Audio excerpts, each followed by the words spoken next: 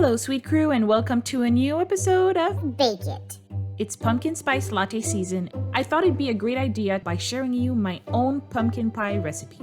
For the ingredients, you'll need pie dough, homemade or store-bought, pumpkin puree, homemade or store-bought, evaporated milk, heavy cream or whipping cream from my Canadian fam, eggs, brown sugar, pumpkin spices, aka cinnamon, ginger, clove, nutmeg. I'm not done. Round 2. Allspice, cardamom for an extra zing, and salt.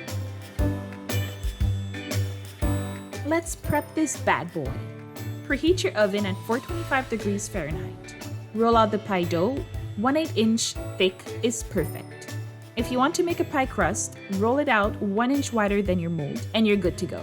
I opted to go without it this time. Transfer your rolled out dough in your pie mold and place it.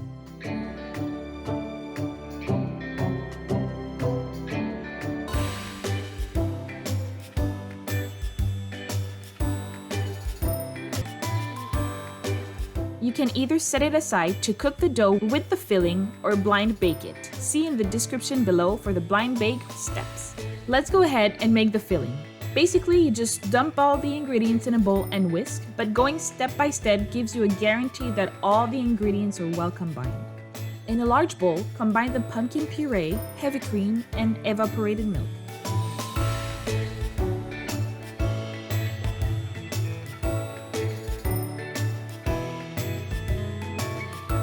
Whisk.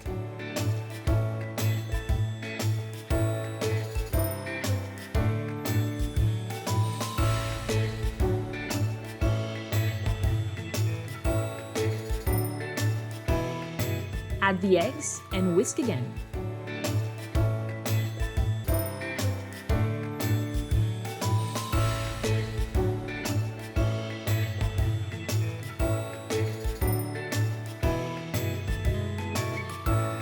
Add the magic, the spices, and whisk once more.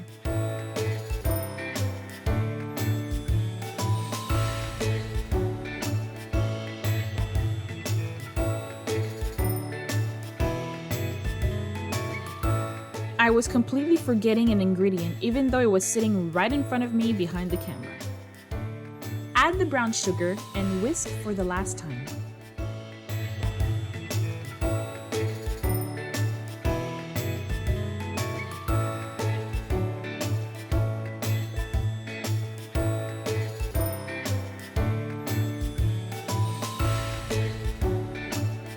Make sure all your ingredients are well combined using a spatula.